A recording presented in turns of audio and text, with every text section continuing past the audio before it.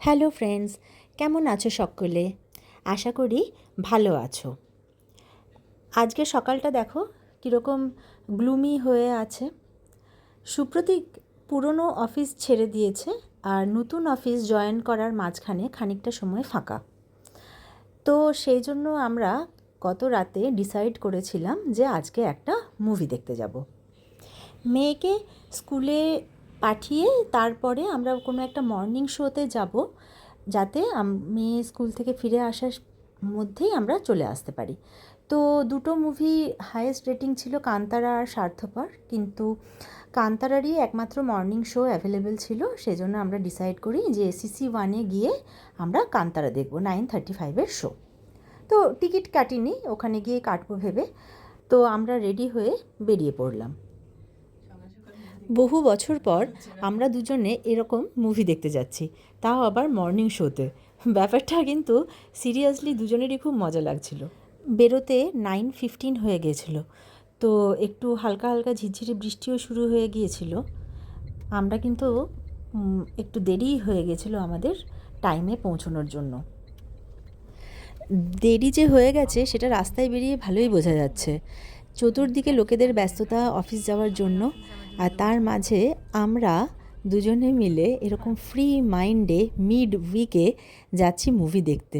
জিনিসটা ভাবতেই না বেশ কলেজ লাইফের মতো রোমাঞ্চ হলো।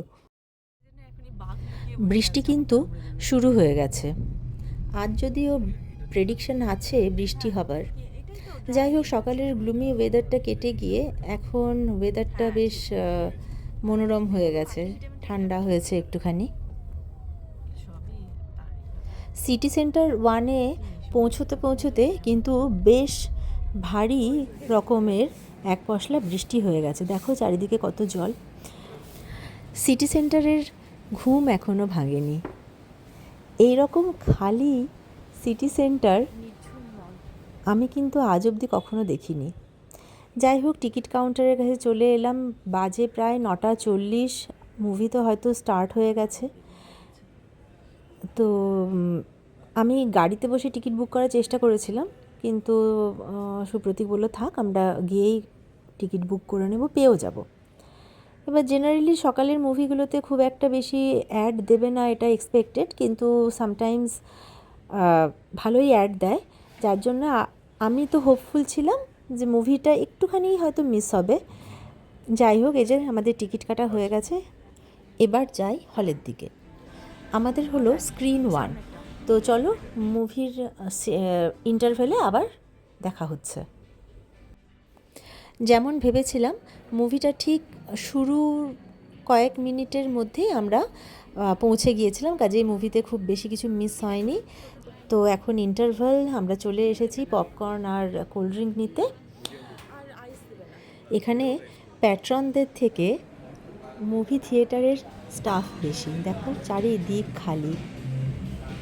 বাইরে কিন্তু ভালোই বৃষ্টি হচ্ছে। এই যে আমাদের কোল্ড ড্রিঙ্ক আর পপকর্ন, এই নিয়ে এবার চলো আমরা ঢুকে পড়ি মুভির হলে।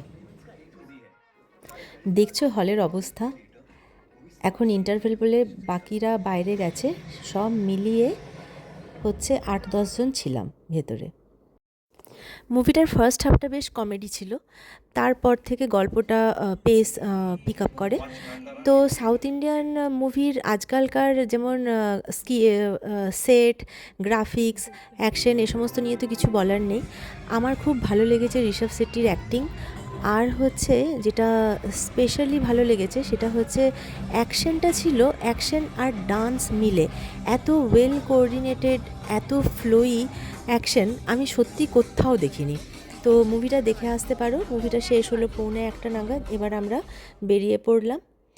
দেখো এখানে একটা দুর্গা মূর্তি দিয়ে কি সুন্দর ডেকোরেট করা হয়েছে। জায়গাটা এখনও সাজানো আছে, দেখলে মনে হয় যেন পুজো পুজো পুজো ভাবটা এখনও রয়ে গেছে চারিদিকে। কি বৃষ্টি হয়েছে দেখো, চারিদিকে জল জমে গেছে। সব মিলিয়ে আজকের দিনটা বেশ ভালো কাটলো।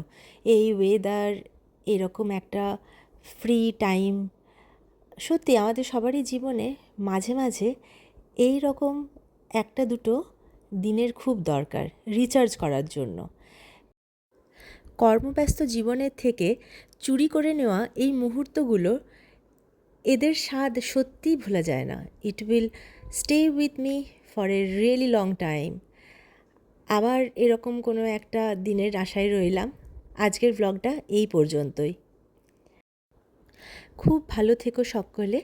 আবার এরকম একটা ব্লগ নিয়ে আমি হাজির হব। বাই।